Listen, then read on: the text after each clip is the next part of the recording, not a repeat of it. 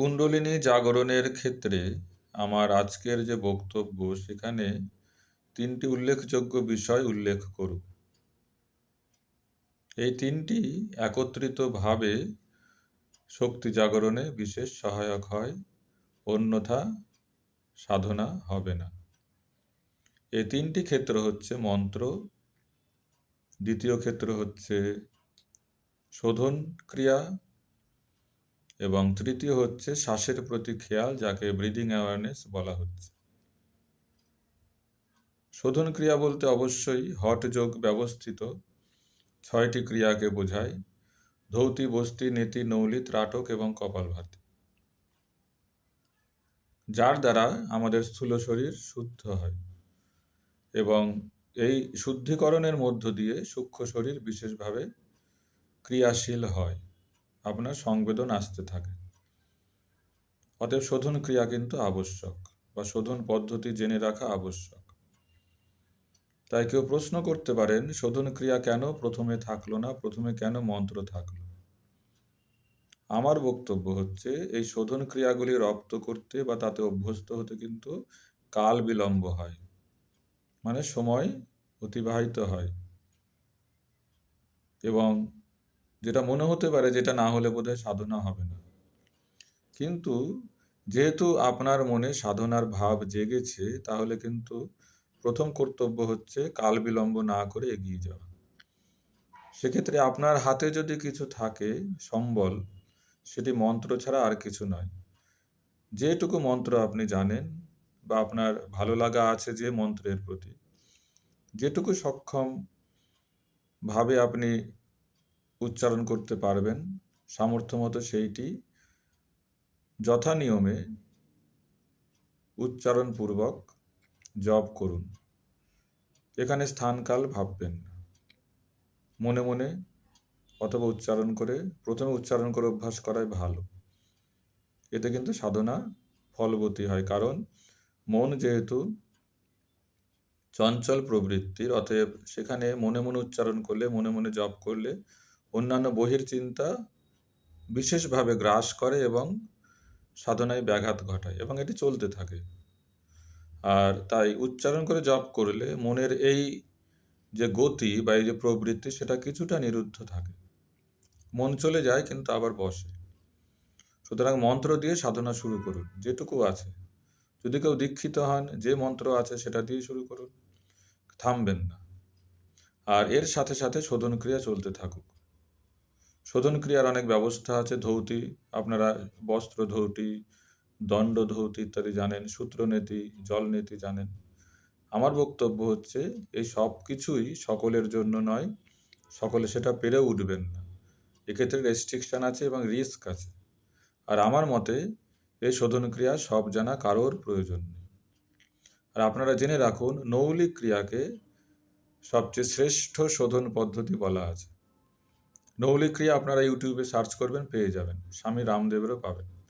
এবং দেখে মনে হতে পারে যে এটি বেশ কঠিন কষ্টসাধ্য বিষয়, কিন্তু তা নয়। আপনি জেনে রাখবেন যে তিনি সেই অবস্থায়, তার শরীরটা সেই জায়গায় গেছে এবং সেইভাবে সাবলীলভাবে সেটি করছেন, এবং সেটি আপনার পক্ষে বর্তমানে সম্ভব নয়। কিন্তু আপনি চেষ্টা করলে আস্তে আস্তে সেই ক্রিয়ায় অভ্যস্ত হতে পারবেন এবং আপনি রোগ নির্মূল করতে পারবেন।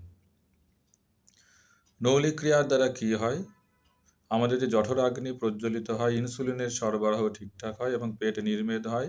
আমাদের যে মণিপুর চক্র, সেখানে এর বিশেষ প্রভাব পরিলক্ষিত হয়। আর আরেকটি অনিবার্য বিষয় যেটি আমার আলোচনা আবশ্যক, সেটি হচ্ছে, জেনে রাখবেন, আমাদের পেট যতক্ষণ না পরিষ্কার হচ্ছে, পেটের ভেতরে যে শক্তি আছে তার কিন্তু জাগরণ সম্ভব নয়। অতএব আমাদের যে স্থূল শরীরের সমস্যা পেটজনিত, সেটাকে দূর করতে হবে, এবং তবেই কিন্তু কুণ্ডলিনী শক্তি জাগরিত হলে সে কিন্তু এই স্তরকে ভেদ করে ঊর্ধ্বমুখী হতে পারবে।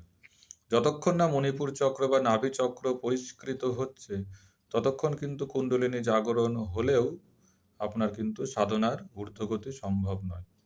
এটি মাথায় রাখবেন। অতএব পেট পরিষ্কার করা জরুরি। তার জন্য নৌলিক ক্রিয়াই একমাত্র অবলম্বন। যেখানে আপনার বাইরের কোনো যেমন জল নেতির মতো জল লাগবে, আপনার আলাদা পাত্র লাগবে, এইসব কোনো কিছুর আবশ্যক নেই। আপনি স্নান ঘরে সকালে খালি পেটেই এর অভ্যাস শুরু করতে পারেন। শুধু যাদের উচ্চ রক্তচাপ আছে, হাই ব্লাড প্রেশার আছে বা কোনো সার্জারি আছে, তারা এটা এখন আপাতত করবেন না। আরেকটা কি করতে পারেন? কপালভাতি। কপালভাতি কিন্তু যেটা বুৎকর্মী কপালভাতি, যেটা বায়ু দিয়ে করা হয়, যেটা রামদেব বাবাকে আপনারা করতে দেখেন বা অন্যান্য যারা করেন আরকি যোগচর্চা যারা করেন সেটা। এটাও মাথায় রাখবেন, কপালভাতি কিন্তু সবার জন্য নয়, কিন্তু সকলেই করেন। এবং কেন করেন? পেট কমানোর জন্য। কিন্তু আপনি দেখবেন যে অনেকেই করছে, সারা জীবন ধরে করছে, পেট কমছে না।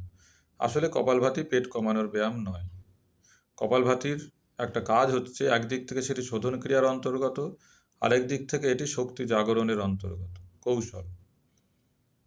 কপালভাতি প্রসঙ্গে পরে বিস্তারিত আলোচনা করব।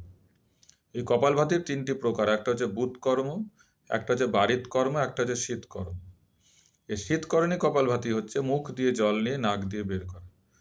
মুখ দিয়ে উষ্ণ জল, যেটি লবণ মিশ্রিত, আপনার প্রায় ১ লিটার উষ্ণ জলে ২টো হালকা চামচ লবণ দেবেন, মানে ২ চামচ হালকা লবণ দেবেন, দিয়ে ওটাকে মিশিয়ে মুখে জল নিয়ে নাক দিয়ে বের করবেন। শীতকরণী কপালভাতি আপনারা ইউটিউবে সার্চ করলে দেখতে পাবেন। আমার ভিডিও কবে আপলোড হবে আমি জানি না, কারণ এটা সময় সাপেক্ষ। তার আগে ভিডিওটি আবশ্যক ছিল, তাই এটা করা হচ্ছে। অতএব আপনারা শীতকরণী কপালভাতিটা দেখবেন। এটা খুব সহজ ক্রিয়া।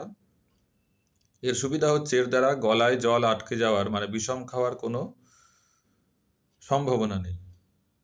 কিন্তু উল্টো ক্রিয়া, যেটা বারিত কর্ম, যেটা হচ্ছে আপনার নাক দিয়ে জল নিয়ে মুখ দিয়ে বের করা, সেখানে কিন্তু শ্বাসনালীতে জল আটকে যাওয়ার সম্ভাবনা আছে। মানে একটু অন্যমনস্ক হলে মানে সমস্যা হতে পারে, রিস্ক আছে। কিন্তু এইটি আমি খেয়াল করেছি এবং এটি সকলের জন্য প্রেসক্রাইবড হওয়া উচিত যে শীতকরণী কপালভাতিটা সকলেই করতে পারেন।